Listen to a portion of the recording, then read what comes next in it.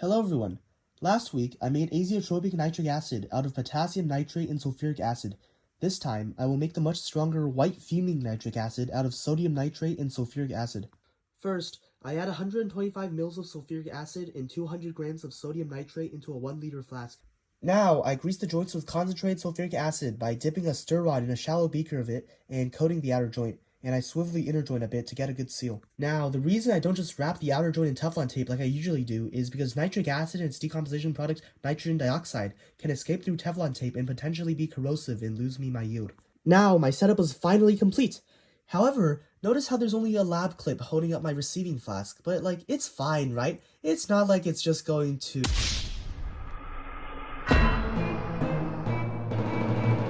Thankfully, the flask was okay, but the crystallizing dish under it definitely wasn't. The crystallizing dish broke. No. So, after posting about my mistake on Discord, I reset the distillation with a proper lab stand and clamp this time, and everything went rather smoothly from there.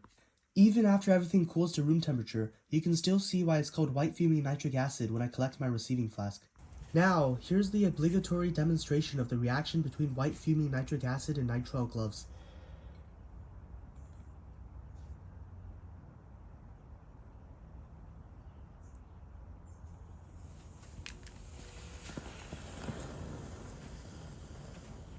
This is why I haven't worn gloves throughout this distillation, but if you have any vinyl gloves, make sure to wear them as they won't ignite on contact with the white fuming nitric acid.